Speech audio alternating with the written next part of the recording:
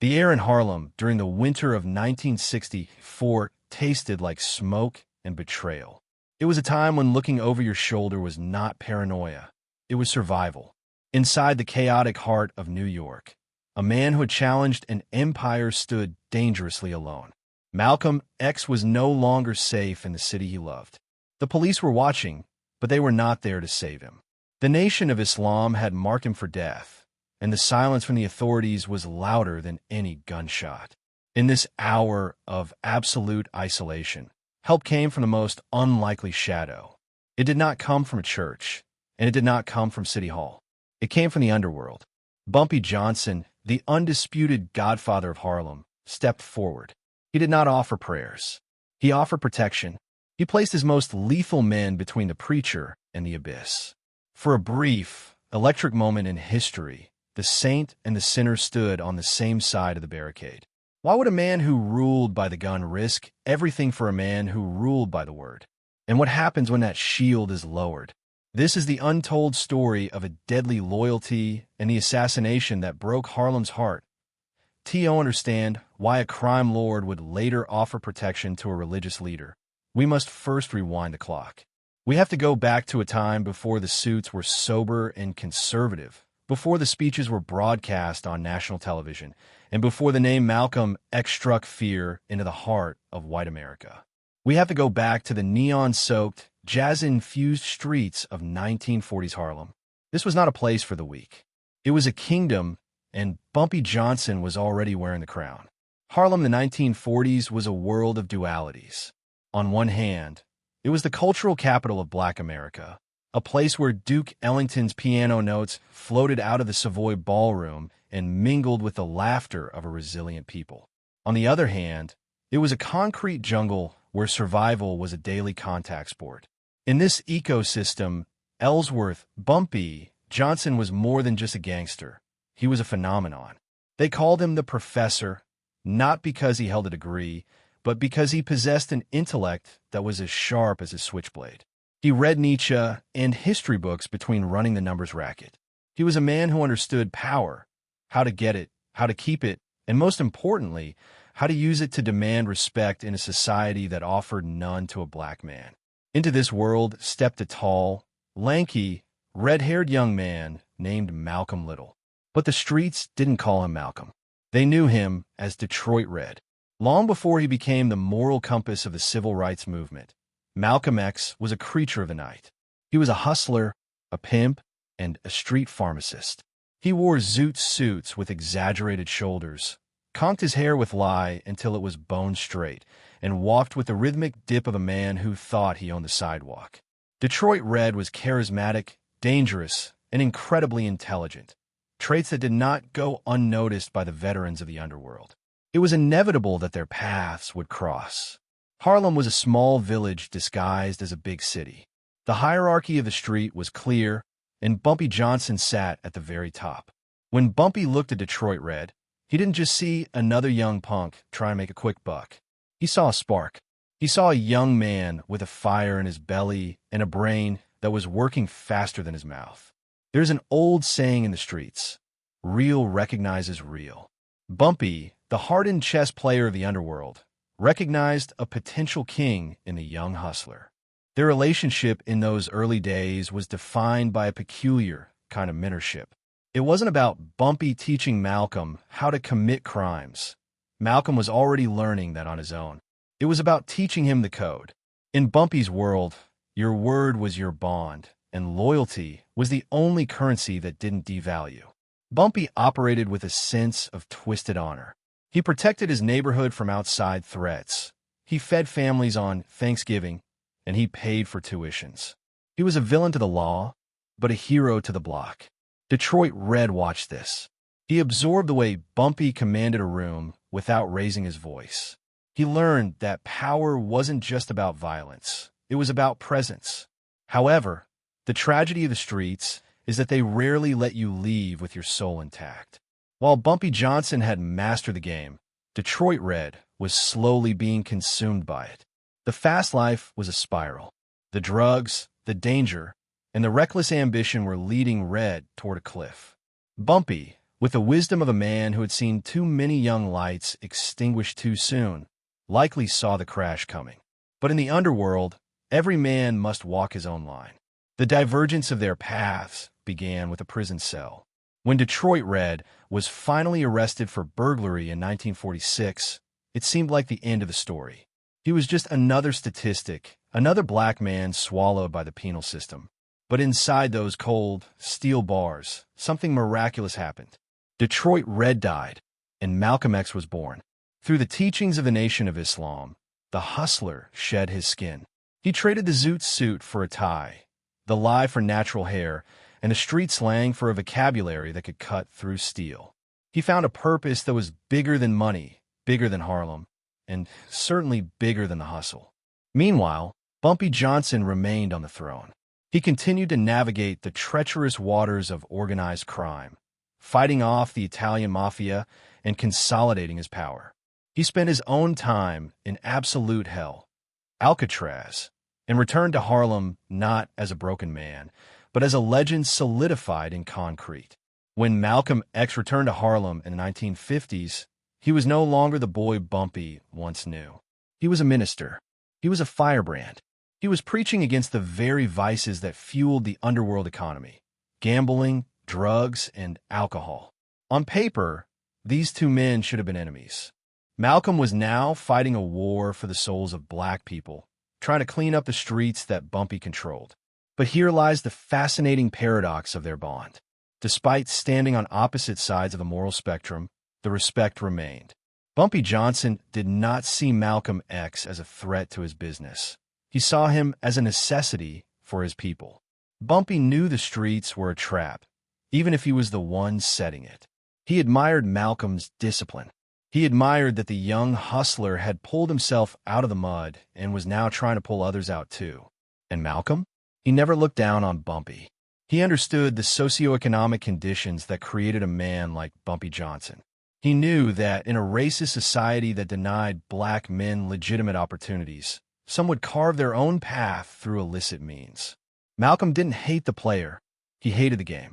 This mutual understanding, this unspoken acknowledgement of their shared struggle as black men in America, laid the foundation for what was to come. It was a friendship forged in the darkness of the past, which would eventually be tested in the blinding light of the future. As the 1960s approached, the stakes grew higher. Malcolm X was becoming a global icon, challenging the Nation of Islam leadership and the U.S. government simultaneously. The shadows were lengthening. The boy who had once run numbers was now shaking the foundations of the world. And the old gangster, watching from his favorite corner table in a Harlem diner, knew that his friend was walking into a storm that no prayer could stop. But Bumpy also knew that when the storm broke, he would be there, not with a sermon, but with a shield. The year 1964 broke over Harlem like a fever that refused to break. The tension was no longer simmering.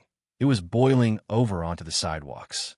Malcolm X, the man who had once been the lightning rod for the Nation of Islam, had done the unthinkable. He had left. But in the world of radical politics and religious fervor, you do not simply hand in a resignation letter. You make yourself a target. The separation was acrimonious, bitter, and dangerously public. The brothers who had once stood shoulder to shoulder with Malcolm, guarding him with stoic discipline, were now looking at him with eyes full of betrayal. The rhetoric sharpened. The word traitor began to circulate in the mosques and on the street corners. Death threats were no longer whispered. They were delivered openly, over the phone, and in the terrifying silence of the night. The Nation of Islam, an organization that prided itself on order, had turned its gaze upon its prodigal son, and the message was clear: silence or death. In this atmosphere of encroaching doom, the police were conspicuously absent. The FBI was busy tapping phones and compiling dossiers, more interested in watching the self-destruction of black leadership than in preventing a tragedy. Malcolm X was walking a lonely road. He was a man without a country, a general without an army, trying to build a new organization, the Organization of Afro-American Unity, while the wolves circled closer every day. He was fearless, yes, but he was also a father and a husband. The fear for his family's safety began to gnaw at the edges of his resolve. It was then that Bumpy Johnson made his move. Bumpy had been watching. Nothing moved in Harlem without Bumpy knowing the velocity and the direction. He heard the whispers in the bars. He knew which soldiers in the underworld were being contacted for special jobs. He understood better than anyone that when a political machine turns on its own creator, blood is the only ink used to write the final chapter. Bumpy did not ask for permission. He did not schedule a meeting. He simply enacted the code. To Bumpy Johnson, loyalty was not subject to politics or religion. It was personal. Malcolm was a Harlem boy, and in Bumpy's twisted but rigid moral universe, you protected your own. Suddenly, the landscape around Malcolm changed. When Malcolm moved through the streets of Harlem, shadows moved with him. These were not the clean-cut, bow-tied members of the Fruit of Islam. These were men with hard eyes and heavy coats. Men who stood with the relaxed lethargy of predators. They were Bumpy's lieutenants. They were the muscle of the underworld, deployed to ensure the safety of a holy man. The scene was almost cinematic in its irony. Imagine the headquarters of Malcolm X, a place of high ideals, Pan-Africanism, and spiritual renewal, guarded by the most notorious figures of the New York racket. Bumpy stationed his men on the rooftops and at the entrances. They carried shotguns and pistols, weapons that had seen the ugly side of the city's nightlife. They were there to send a message to the Nation of Islam and anyone else who felt bold. If you want to get to the preacher, you have to go through the Godfather. For a brief period, this protection held the darkness at bay. Bumpy Johnson reportedly met with Malcolm during this time. The conversations between them are lost to history, but one can imagine the dynamic. The older, seasoned criminal warning the younger, fiery idealist about the nature of the beast he was fighting. Bumpy knew that zealots were more dangerous than hitmen. A hitman kills for money. A zealot kills for a cause. A hitman can be bought. A zealot cannot be reasoned with. They're going to kill you, Red, Bumpy might have said, using the old nickname. Let me handle this my way. Bumpy's way was violence. It was preemptive strikes. It was the language of force that Harlem understood. He offered to do more than just defend. He offered to neutralize the threats before they could strike. It was a terrifying offer of love. It was the devil offering to burn down the world to save the saint. But this protection created a deep internal conflict for Malcolm X. He was trying to evolve. He was preparing to make his pilgrimage to Mecca, to embrace true Islam, to broaden his message to include human rights on a global scale. He wanted to legitimize his movement. How could he stand before the world as a beacon of moral rectitude while being shielded by the king of the numbers racket? How could he preach against crime while relying on criminals for his very breath? The presence of Bumpy's men was a comfort, but it was also a stain on the image Malcolm was desperately trying to scrub clean. Every time he saw a gangster standing guard over his wife and children, he was reminded of the life he had left behind, the life of Detroit Red. It was a past he had transcended, and yet, here it was, holding the door open for him, a gun in its hand. The threats continued to escalate. A firebombing at Malcolm's home in Queens would soon shatter the fragile peace, proving that the Nation of Islam, or the factions within it operating on hate, were getting reckless. Bumpy's men were ready. They were itching for a fight. They wanted to unleash the full fury of the Harlem underworld on those who dared to threaten their friend. But Malcolm X knew that a street war in the name of his safety would destroy everything he had built. He stood at the precipice of a decision that would define his legacy and seal his fate. The protection was effective, but the price was his soul's integrity. And for a man like Malcolm, integrity was the only thing worth dying for. The decision that sealed Malcolm X's fate was not made in a war room, but in the quiet chambers of his own conscience. By early 1965, the optic of having Harlem's most notorious gangsters standing guard around a spiritual leader was becoming a political liability. The press was circling. The Nation of Islam was using it as propaganda, painting Malcolm not as a victim of persecution, but as a man returning to his criminal roots. For Malcolm X, the integrity of his new movement, the organization of Afro-American unity, was paramount. He could not preach a message of moral discipline and global human rights while standing in the shadow of the underworld. He knew that for his message to survive, it had to be pure. And purity, in the dirty game of revolution, often comes at the cost of safety. The conversation between the two men was the final act of their shared tragedy. One can imagine the scene. Bumpy Johnson, the pragmatist who believed in staying alive by any means necessary, staring down Malcolm X, the idealist who believed in truth at any cost. "If I pull my men," Bumpy likely warned, his voice grave with the weight of experience, "you are a dead man walking. The police won't help you. The government wants you gone. I am the only wall between you and the grave." Malcolm's response was not one of naivety, but of resignation. He thanked his friend. He acknowledged the loyalty that few others had shown. But he was firm. "I cannot build a future for our people with the tools of the past," he decided. He asked Bumpy to stand down. Reluctantly, furiously, Bumpy Johnson called off his wolves.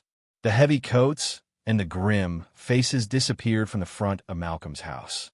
The shotguns were packed away. The shield was lowered. Malcolm X was now exposed to the winter wind and to the monsters hiding within it. February 21st, 1965. The Audubon Ballroom. The atmosphere that Sunday afternoon was brittle. There was an eerie absence of uniformed police officers inside the hall, a detail that would haunt historians for decades. The usual security checks were lax. Malcolm X stepped onto the stage, a smile on his face, greeting the crowd with the traditional "Assalamu alaikum." He looked tired, carrying the weight of sleepless nights and constant death threats, but his eyes were clear. He was a man who had accepted his destiny. Then a scuffle broke out in the crowd. "Get your hand out of my pocket." A distraction, a classic street tactic. As bodyguards moved to intervene, the real threat emerged from the front row. 3 men, a sawed-off shotgun, semi-automatic pistols. The sound that followed was not just the roar of gunfire. It was the sound of an era shattering. Thunder erupted in the ballroom. Malcolm X, the shining prince of black manhood, fell backward, his chest riddled with bullets. He died protecting his family, his people, and his truth, but he died alone on that stage, without the protection that could have saved him. News traveled through Harlem faster than the sirens. When word reached Bumpy Johnson, it didn't just break his heart, it broke his composure. The man who was known for his icy control was reportedly overcome with a mixture of grief and volcanic rage. He had offered the lifeline. He had the power to stop this. But his hands had been tied by the very man he wanted to save. For Bumpy, the assassination of Malcolm X was more than a political killing. It was a personal failure. It was a confirmation of his darkest worldview, that in America, a black man who stands up tall is simply making himself a better target. The system had failed Malcolm. The media had vilified him. And when the end came, the thugs and criminals were the only ones who had truly tried to keep him breathing. In the days that followed, Harlem wept. But Bumpy didn't just weep. He remembered. The streets whispered that Bumpy knew who the shooters were long before the police released any names. There is a legend in the underworld that Bumpy Johnson did not let the death of his friend go unanswered. While the courts debated and the conspiracy theories swirled, the code of the streets churned in silence. Some say justice was eventually served not by a judge's gavel, but by the cold, hard logic of the pavement. The loss of Malcolm X marked the beginning of the end for a certain spirit in Harlem. The bridge between the street hustler and the black intelligentsia was burned down. Bumpy Johnson continued to rule, but he ruled over a kingdom that was now missing its moral counterweight. The gangster had outlived the preacher, but in the silence of his fortress, one has to wonder if he felt that the wrong man had died. When the smoke cleared inside the Audubon Ballroom, the silence that followed rippled far beyond the borders of Harlem. It crossed the Atlantic to Africa, where Malcolm X had been hailed as a returning prince. It reached the White House, where politicians breathed a sigh of relief that a troublemaker was gone. But on the streets of Black America, the assassination was not just a tragedy, it was a revelation. It laid bare a terrifying truth about the United States in the 1960s. Sometimes, the only people willing to protect a black man were the ones the law labeled as criminals. To the outside world, Bumpy Johnson was a villain. He was the scourge of the community, a man who peddled vice and violence. Yet, in the twisted moral landscape of the era, he was the only power structure that offered genuine protection to Malcolm X. This paradox is a stain on the history of American law enforcement. The NYPD and the FBI had thousands of agents. They had surveillance logs on Malcolm that were thousands of pages thick. They knew every threat, every phone call, every rumor. And yet, on the day it mattered most, the police were nowhere to be found. The world watched in horror as the details emerged. It became clear that Malcolm X had been caught in a deadly pincer movement. On one side was the Nation of Islam, fueled by betrayal and religious fervor. On the other side was a government that stood by and let it happen. In the middle stood Bumpy Johnson, a man of the streets, who had tried to intervene with the only language that stops violence: superior force. This story forces America to look in the mirror. We are taught that the police are the shield and the criminals are the sword. But in Harlem in 1965, the roles were reversed. The legitimate forces of order abandoned Malcolm, while the illegitimate force of the underworld tried to save him. Bumpy's offer of loyalty was not rooted in politics. It was rooted in the shared reality of survival. He knew that in a system designed to crush you, you do not rely on the rules. You rely on your brothers. For the people of Harlem, the lesson was bitter. They saw that Malcolm X died because he tried to play by the rules of a society that did not respect him. He sent the gangsters away. He refused to carry a gun. He wanted to be a legitimate leader in the eyes of the world. And the world rewarded his nobility with a coffin. Bumpy Johnson, watching from the shadows of his empire, must have felt a cold vindication. His life was built on cynicism, the belief that the system is rigged and that power is the only truth. The death of his friend proved him right. It reinforced the code of the streets. Never trust the outside. Protect your own. Strike first. It is a tragedy that the man who wanted to build bridges, Malcolm, was killed, while the man who built walls, Bumpy, survived to mourn him. Historians and sociologists have analyzed this relationship for decades. They ask, what if? What if Malcolm X had kept Bumpy's men? Would the assassins have dared to draw their weapons against seasoned killers? Would the history of the civil rights movement have been written differently? We will never know. But the image of that missed opportunity haunts the legacy of both men. It serves as a reminder that true loyalty is rare, and it often comes from the places we are taught to despise. Malcolm X was the voice of the people, but Bumpy Johnson was the muscle of the block. For a brief moment, they were a complete unit, mind and body, vision and strength. When they separated, the vulnerability was absolute. In the end, the assassination of Malcolm X did not just kill a man. It killed the hope that moral righteousness alone is enough to survive in a violent world. It left Harlem with a scar that never fully healed, and it left Bumpy Johnson with the burden of being the last king standing, a king who couldn't save the prophet. They were the two kings of Harlem. One ruled from the pulpit, the other from the pavement. Malcolm X and Bumpy Johnson were cut from the same cloth, dyed in different colors, but woven into the same struggle. Their story is not a fable about good versus evil. It is a testament to the complexity of survival in America. When Malcolm X fell, a part of Harlem's spirit died with him. He left behind a legacy of uncompromising truth, teaching a generation to love their black skin and to demand their human rights. He showed the world that a man could rise from the ashes of his past and become a giant. But his death also left a haunting lesson about the fragility of righteousness. Without protection, even the mightiest voice can be silenced by a single bullet. Bumpy Johnson died 3 years later, in 1968, of a heart attack while eating at a diner. He didn't die in a hail of gunfire, but he carried the weight of a warrior who had seen too many battles.